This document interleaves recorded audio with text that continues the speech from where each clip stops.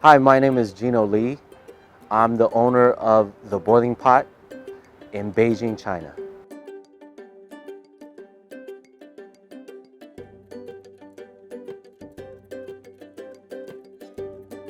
My family's from Beijing originally, and they were part of the first group of people that left China to go to the US. My grandfather left because he was a professor, and he was able to teach at the University of Southern California. He was the one that brought all of us over there.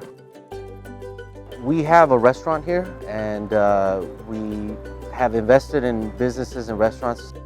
Food brings everybody together, and to have good food, clean food, is important to everybody. And we opened a restaurant because we like to eat. When I first moved here, and even though I speak very good Chinese, I do not read or write, not even a little bit. But that's a problem because, with integration in China, to be Beijing, you have to go out and eat. So for me, I'm a LA native, but I have a Chinese face. So when I go out and eat, if the menu does not have pictures and it does not have English, I cannot order. So I think for the first 3 months, if we went anywhere and they didn't have pictures or they didn't have English, I would only order Kung Pao chicken. So for 3 months, I ate only Kung Pao chicken going out to any Chinese restaurant if they didn't have pictures. Where we live, there's a lot of expats, there's a lot of expats kids, and I'm talking about not just from LA and not just from America, but from all over the world.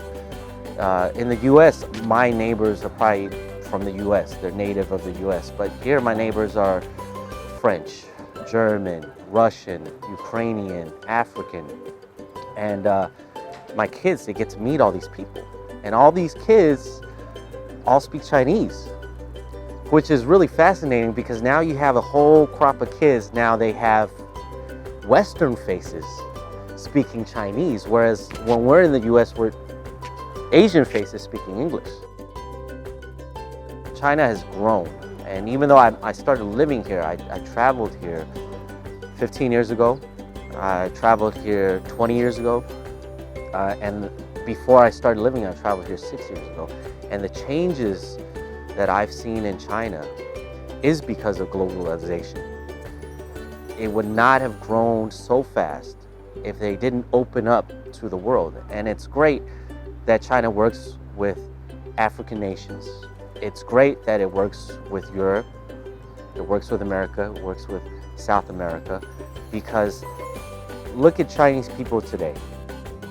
15 years ago, people were dressing different, but not as forefront of style or fashion. And then you look at style now, and I think I was talking to my friend just 2 weeks ago.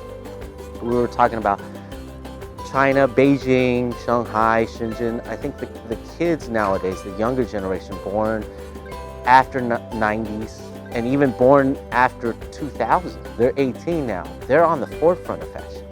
The way they dress, the shoes they wear, how they style their hair is like people are now looking at them as the forefront of fashion now. And globalization did all that. I think it's really important, and I'm happy that China is a part of that. And I hope it grows even bigger.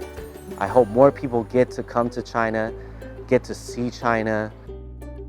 People don't understand that China is more advanced in a lot of different things than the US. In the US right now, we were just back. Cash is still king. The credit card is still king. But if you're in China, everything is WeChat.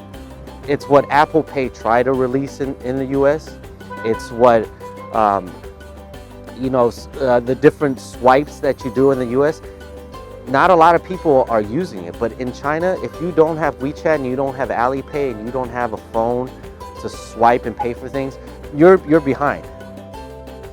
So that's why I think Beijing, is a good choice. If you're looking for culture, local, and technology, Beijing is a great city.